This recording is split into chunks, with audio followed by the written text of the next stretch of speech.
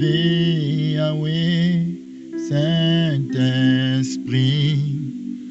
Tu es le Jésus le Messie.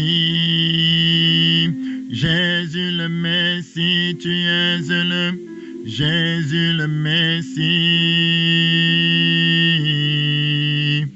Tu es élevé. Bonjour bien-aimés, bienvenue dans votre émission Le pain vivant quotidien. Aujourd'hui nous sommes jeudi, le 4e jour de la semaine, et nous allons parler de la lumière. La Bible dit, Jésus a dit, vous êtes la lumière. Dans le 4e jour, Dieu a créé des luminaires et les a placés dans le ciel. Et ça montre ce que Dieu attend de nous. Alors on va aller le lire. On va aller le lire dans Genèse 1 à partir du verset 14.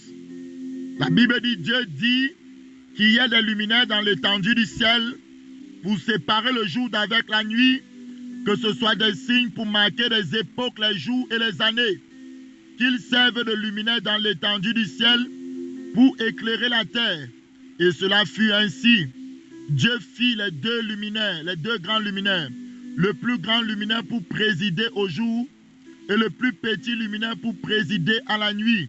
Il fit aussi les étoiles, et Dieu les plaça dans l'étendue du ciel pour éclairer la terre, pour présider au jour et à la nuit, et pour séparer la lumière d'avec les ténèbres.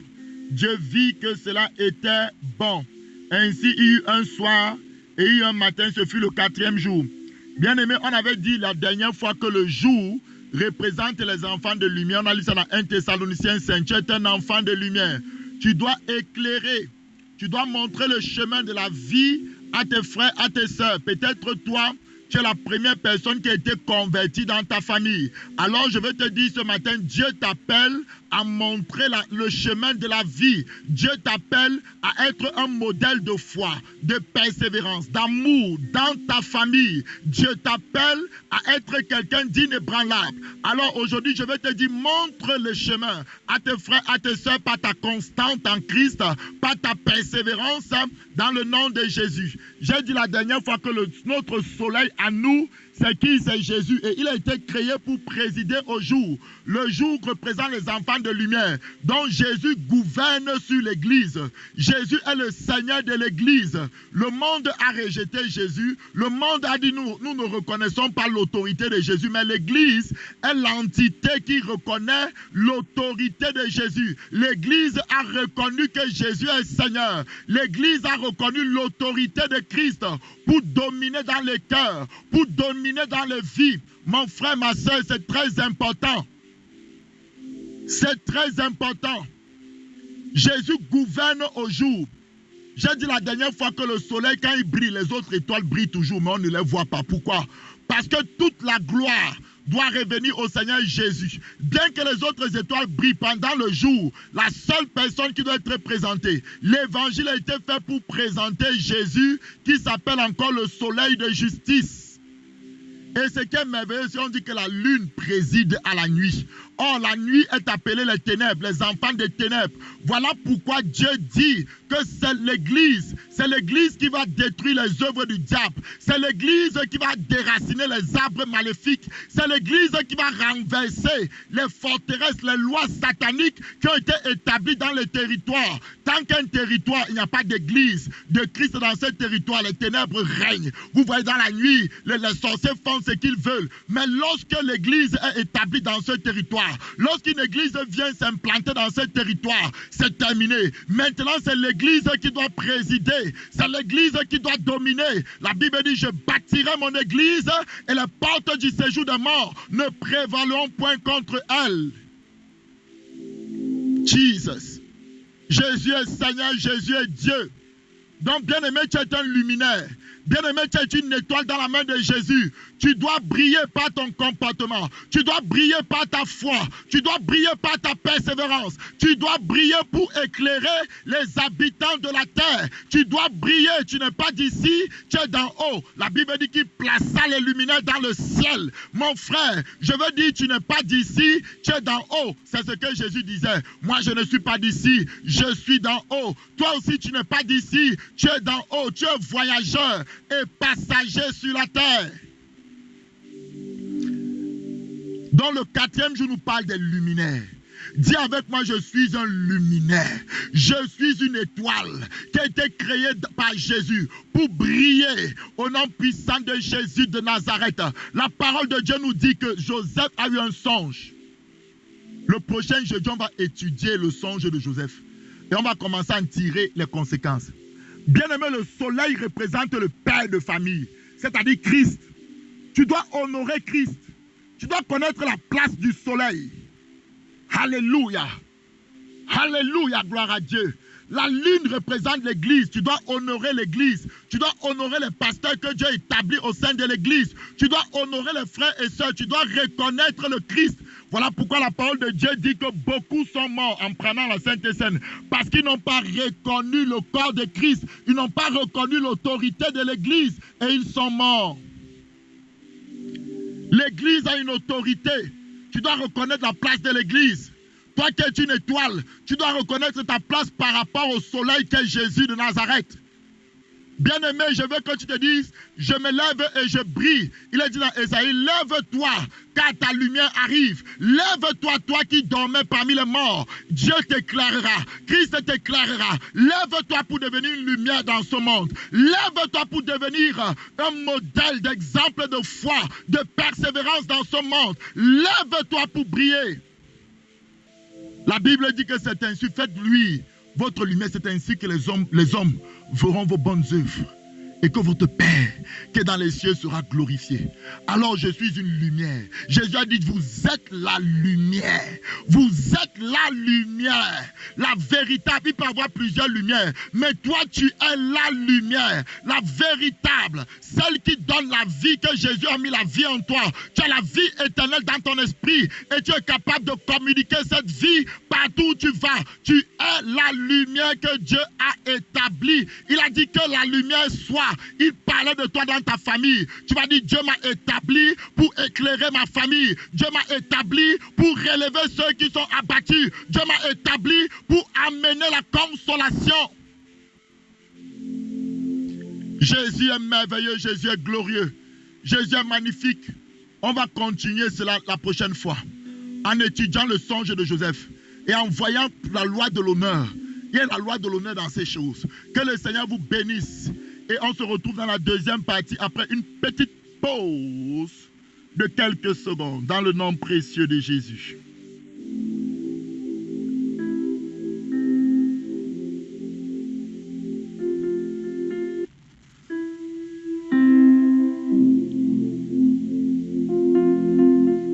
Bienvenue, bien-aimés, dans la seconde partie de cette émission. Aujourd'hui, nous commençons l'enseignement sur la doctrine des baptêmes. On était en train d'étudier le lait spirituel. Et le lait spirituel se découpe en 6 enseignements fondamentaux ou 7 qu'on a déjà vu. Le premier, c'était le renoncement aux œuvres mortes. Le deuxième, c'était la foi en Dieu. Le troisième, c'était la doctrine des baptêmes. Dans la doctrine des baptêmes, nous avons parlé du baptême d'eau, du baptême du Saint-Esprit ou du baptême du feu. Et maintenant, en 4e position ou en 4e enseignement dans le grand thème du lait spirituel, nous avons quoi? L'imposition des mains. C'est toute une doctrine. Et aujourd'hui, nous allons commencer l'imposition des mains. Et aujourd'hui, première des choses, on va définir ce que représente la main spirituellement. Alors, tu vas aller te positionner, par exemple, dans 1 Pierre 5, à partir du verset 6 à 7. Qu'est-ce que représente la main spirituellement? On va te positionner dans 1 Pierre 5, à partir du verset 6 à 7. 1 Pierre 5, à partir du verset 6 à 7.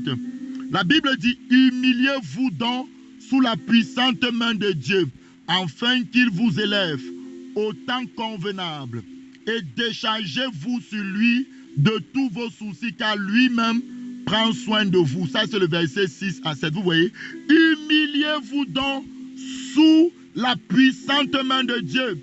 Donc ici, que représente la main dans le monde spirituel? Première définition, la main représente l'autorité. La main représente l'autorité. Voilà pourquoi on parle de l'imposition des mains. Écoute-moi très bien. C'est une doctrine très importante qui doit être enseignée à l'église. Donc, on va d'abord commencer à définir qu'est-ce que c'est que la main sur le plan spirituel. La main représente l'autorité. Ici, Pierre conseille ou Pierre demande, Pierre ordonne aux enfants de Dieu de se soumettre sous la main puissante de Dieu. Donc de se soumettre à l'autorité de Dieu, de se soumettre à la main puissante. Cette autorité est puissante, cette autorité a la capacité de faire les choses que l'homme ne peut pas faire. Car Jésus a dit, ce qui est impossible à l'homme est possible à Dieu, car rien n'est impossible à Dieu. Dieu est le Dieu de changement, Dieu est le Dieu de gloire, le Dieu qui fait des choses extraordinaires. Donc soumettez-vous sous la main puissante de Dieu. Alléluia. C'est ce que Pierre nous dit ici. Donc la main représente l'autorité. Je vais prendre d'autres exemples pratiques dans la parole. Allons par exemple dans Genèse 16, à partir du verset 9. Vous allez voir. On définit d'abord la main. Ici c'est Agar, la servante de Sarah. Elle vient d'avoir un enfant avec Abraham, que vous connaissez, Ismaël. Et elle commence à mépriser. Elle commence à mépriser. La Bible dit, l'ange de l'Éternel lui dit, donc elle fuit parce qu'elle commence à mépriser Sarah. Et Sarah allait se plaindre chez Abraham. Abraham a dit, bon, c'est ta servante, traite-la comme tu veux. Sarah l'a traitée durement. Et le verset 9 nous dit, l'ange de l'Éternel lui dit, retourne vers ta maîtresse et humilie-toi sous sa main. Alléluia.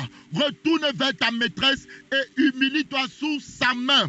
Retourne donc, tu vois donc, la main représente l'autorité. La Bible dit de s'humilier sous la main puissante de Dieu. Donc quand on parle de l'imposition des mains, ça veut dire que quelqu'un dont tu as reconnu une autorité, quelqu'un dont tu as reconnu un mandat, quelqu'un dont tu as reconnu une force. Alléluia.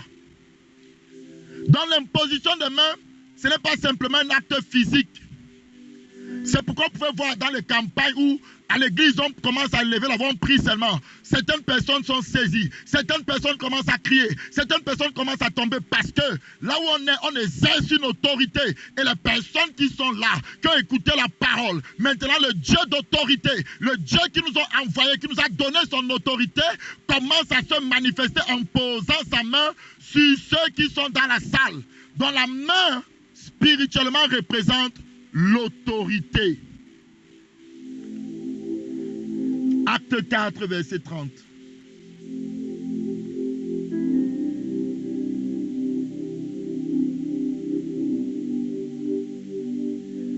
La Bible dit, et maintenant, Seigneur, vois leurs menaces et donne à tes serviteurs d'annoncer ta parole avec une pleine assurance, en étendant ta main pour qu'il se fasse des guérisons, des miracles, des prodiges, par le nom de ton saint serviteur Jésus.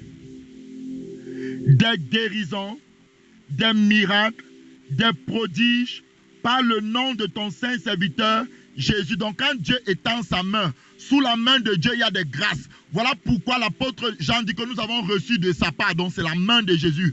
Grâce sur grâce, alléluia. Donc la grâce découle de cette main. Bien aimé, lorsqu'on parle d'imposition de main, ça dit que la main qui est au-dessus de toi, c'est l'autorité qui te garde, c'est l'autorité qui te nourrit, c'est l'autorité qui fait descendre dans ta vie les grâces. Quelle est l'autorité que tu as reconnue qui a posé sa main sur toi? On va voir la doctrine de l'imposition de main. La main, ça représente l'autorité. Alléluia, gloire à toi Seigneur. On va lire certains passages qui parlent de la main. On va finir aujourd'hui. Ce n'est que l'introduction. Demain on verra. Demain on verra la suite. Seigneur, merci. La main représente l'autorité. La main représente l'autorité. Alléluia. Voilà pourquoi, par exemple, il est écrit dans... Regardez ce qu'il est écrit. Genèse 14, verset 20. Béni soit le Dieu très haut qui a livré tes ennemis entre tes mains. Donc, les ennemis sont sous ton autorité. Donc, c'est ce que tu vas dire là, qui vont subir. C'est pourquoi la Bible dit à Moïse, j'ai fait de toi Dieu devant Pharaon. Ça veut dire que Moïse maintenant est comme le Dieu de Pharaon. Ça veut dire que Pharaon est sous l'autorité de Moïse, mais lui-même il ne sait pas encore. Lorsque Moïse vient vers lui, il dit que laisse partir les enfants d'Israël. Il pense qu'il est en train de parler à son collègue humain. Pourtant, il est en train de parler à son Dieu. Parce que Dieu a fait de Moïse en ce moment-là le Dieu de Pharaon. Donc chaque fois que Moïse parle, Pharaon subit. Chaque fois que Moïse parle, Pharaon subit ce que Moïse dit. Parce que la parole de Moïse commence à s'appliquer sur la vie de Pharaon. Puisque Dieu a fait de Moïse le Dieu de Pharaon. Donc l'Éternel peut livrer les ennemis entre tes mains, sous ton autorité. Alléluia. Donc je voulais d'abord définir qu'est-ce que la main. Bien aimé, la main spirituellement, ici dans le contexte de l'imposition des mains, représente l'autorité. Alors on va s'arrêter là, on va voir la suite. Soyez bénis, bien aimés. On a notre croisade d'évangélisation le 15 août. Ne manquez pas d'inviter des personnes. On va prier pour des malades et le Seigneur qui guérira les malades. Alléluia, que la grâce de Dieu soit sur vous. C'est dans le nom précieux de Jésus que nous avons ainsi prié. Merci. Alléluia, tu es